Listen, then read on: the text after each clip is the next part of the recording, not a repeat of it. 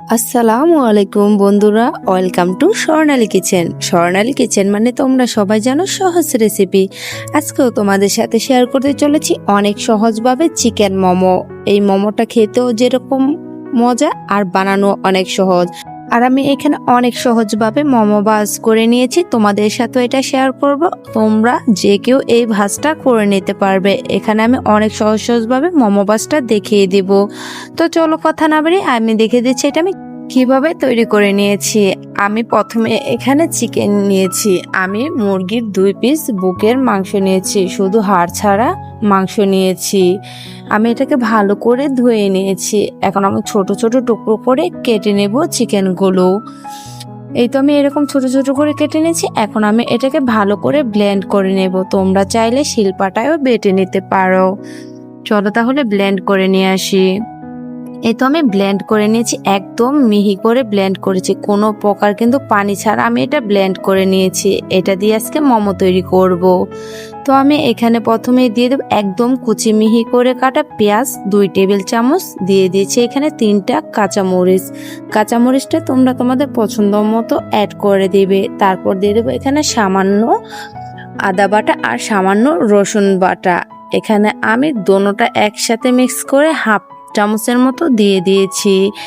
তারপর দিয়ে দেবো এখানে কালো গোলমরিচের গুঁড়া। এখানে আমি দিয়েছি হাফ চামচ, তোমরা চাইলে সাদা গোলমরিচটাও ইউজ করতে পারো।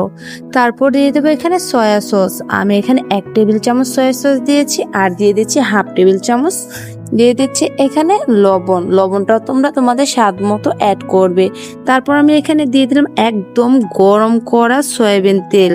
আমি ভালো করে গরম করে তারপর এখানে তেলটা অ্যাড করেছি। তোমরা অবশ্যই এভাবে তেলটা গরম করে অ্যাড করবে। আর অবশ্যই এখানে সয়াবিন তেলটা অ্যাড করতে হবে, সরিষার তেলটা কিন্তু এখানে ইউজ করা যাবে না। তারপর আমি সব কিছুকে ভালো করে একসাথে একটা চামচের সাহায্যে মিশিয়ে নিচ্ছি। এখন আমি এটাকে এক সাইডে রেস্টে রেখে দিচ্ছি 10 মিনিটের জন্য। এখন আমি মোমোর জন্য তৈরি করে নেব এখানে ময়দার একটা খামি। তাই আমি এখানে নিয়ে নিয়েছি ময়দা নিয়েছি আমি এখানে 2 কাপ, মেজারমেন্ট কাপের 2 কাপ, আর দিয়ে দিচ্ছি এখানে হাফ চামচ লবণ। এখন লবণটাকে ভালো করে মিশিয়ে নিচ্ছি। তারপর দিয়ে দেবো এখানে নর্মাল টেম্পারেচারে থাকা পানিটা আমি একেবারে দিয়ে দেব না, আমি অল্প করে দিব। আর এভাবে হাতে ভালো করে মেখে নেব। এই ডোটা কিন্তু একদম পাতলাও হওয়া যাবে না, আর অনেক শক্ত হওয়া যাবে না। যদি বেশি শক্ত করো মোমোর ভাঁজটা দিতে তোমাদের কষ্ট হবে, আর যদি বেশি পাতলাও করে ফেলো তাহলে কিন্তু মোমোর ভাঁজগুলো সুন্দর হবে না। তাই এই কাজটা খুবই সাবধানে অল্প অল্প করে পানি দিবে আর মিশিয়ে নেবে। তোমরা দেখতে পাচ্ছ আমি অল্প করে দিচ্ছি আর এভাবে মেখে নিচ্ছি। আর এই ডোটা কিন্তু একদম শক্তও না একদম নরমও না, একদম সুন্দর একটা ডো করে নিতে হবে। তারপর আমি সবকিছু ভালো করে মিশিয়ে নিয়েছি। এখন ভিজা একটা রুমাল দিয়ে এটাকে ঢেকে রেখে দিচ্ছি 10 মিনিটের জন্য। 10 মিনিট পরে ফিরে আসলাম। এই তো এটা কিন্তু আরো সফট হয়ে গেছে। এখন আমি এটাকে আবার হাতে নিয়ে ভালো করে একটু মেখে নিচ্ছি। এখন আমি এটা দিয়ে মোমো তৈরি করে নেব। এর জন্য আমি একটু ভালো করে আবার মেখে নিয়েছি। এখান থেকে অল্প একটু ডো নিয়ে নেব। আমি এখান থেকে ছোট্ট করে একটা লেচি কেটে নিচ্ছি। তারপর এখান থেকে আমি মোমো তৈরি করে নিচ্ছি। তো আমি কিভাবে মোমোটা ভাজ করব তোমাদেরকে আজকে আমি দেখিয়ে দিব। তো চলো আগে আমি এটাকে গোল করে একটা শেপ দিয়ে রুটি বেলে নিচ্ছি। এখানে অল্প একটু উপর থেকে ময়দা দিয়ে ভালো করে এখানে আমি একটা রুটি বেলে নিচ্ছি। এটা কিন্তু একদম পাতলাও না একদম মোটাও না, যে এরকম আমরা রুটি তৈরি করে থাকি এরকম সুন্দর একটা রুটি বেলে নেব। তোমরা দেখতে পাচ্ছ আমি তোমাদেরকে দেখিয়েও দেবো আমি কতটুকু পাতলা করে নিয়েছি। এই তো এরকম সাইজের করে আমি রুটি বেলে নিয়েছি।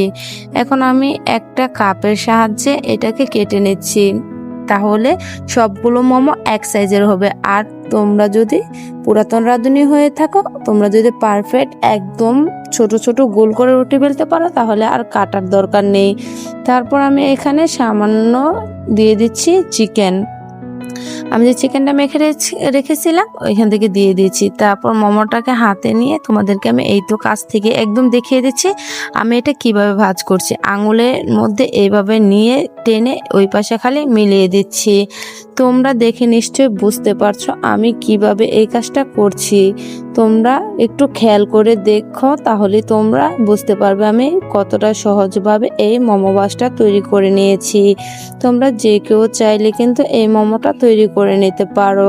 আমি তোমাদেরকে আরো একটা করে দেখিয়ে দিচ্ছি আমি এটা কিভাবে তৈরি করেছি। মোমো ভাজ দেওয়ার সময় যদি কোনো জায়গায় ছিদ্র থাকে তাহলে কিন্তু চিকেনগুলো বের হয়ে যাবে, তাই অবশ্যই খেয়াল করে এই ভাজটা দিতে হবে। ভাজ দেওয়ার পরে আবার হাতে নিয়ে ভালো করে চেপে চারপাশটা একদম মুখটা বন্ধ করে দিবে। এই তো আমি এখানে আরেকটা মোমো ভাজ দেখিয়ে দিচ্ছি। যে কোনো দিন মোমো ভাজ দিতে পারে না সে ওই মোমো ভাজটা দিয়ে দিতে পারবে। তো আমি একদম সহজভাবে মোমো ভাজটা দেখিয়ে দিচ্ছি। তোমরা দেখে নিশ্চয়ই বুঝতে পারছো আমি কিভাবে এই মোমো ভাজটা দিয়েছি। আর এটা বানানো অনেক সহজ। আমি অনেক রকম করে মোমো ভাজ দিয়েছি। তোমরা তোমাদের ইচ্ছা মতো মোমোগুলো ভাজ করে নেবে। আমি বেশ কিছু মোমো তৈরি করে নিয়েছি, এখন এগুলোকে ভাপে দিতে হবে। তো আমি চুলায় একটা প্যান বসিয়ে দিয়েছি। আমি কিন্তু পানির উপরে ভাপ দিব না, আমি একটু পানির মধ্যে দিয়ে দিব এখানে তেল। আমি এখানে 1 চামচ সয়াবিন তেল দিয়ে দিয়েছি সাথে। তারপর পানিটা ভালো করে বলক চলে আসার পরে পানির মধ্যেই আমি কিন্তু দিয়ে দিচ্ছি মোমোগুলো এইভাবে ভাজলে আমার কাছে খুবই ক্রিস্পি লাগে উপর থেকে হালকা, আবার খেতে অনেক মজা লাগে। তোমরা চাইলে পানি বসিয়ে পানির উপরে নেটের মধ্যে ভাপ দিতে পারো বা আমার মতো এরকম করেও ভাপিয়ে নিতে পারো। এটা খেতে আমার কাছে বেশি ভালো লাগে, হালকা একটু নিচ থেকে ভাজা ভাজা হয়, খেতে বেশি ভালো লাগে। তারপর যখন পানিটা একদম শুকিয়ে যাবে তখন আমি এটাকে উল্টিয়ে পাল্টিয়ে দিচ্ছি। তোমরা দেখতে পাচ্ছ মোমোগুলো কিন্তু পুরোপুরি সিদ্ধ হয়ে গেছে, আর চিকেনগুলো কিন্তু একদম মিহি করে নিয়েছি। এখানে সিদ্ধ হতে কিন্তু বেশি টাইম লাগবে না। আমি কিন্তু অল্প সময়ে এগুলো দেখতে পাচ্ছ স্টিম করে নিয়েছি। এইভাবে আমি সবগুলো মোমোই তৈরি করে নেব। আমি এখানে মোমোগুলো নামিয়ে নিয়েছি, এরপরে আমি বাকিগুলো মোমো এভাবে করে নিচ্ছি। উপর থেকে ক্রিস্পি হলে ভালো লাগে বেশি। এই তো আমি সবগুলো নামিয়ে নিয়েছি। এরকম করে আমি সবগুলো মোমোই এভাবে ভাপিয়ে নেব।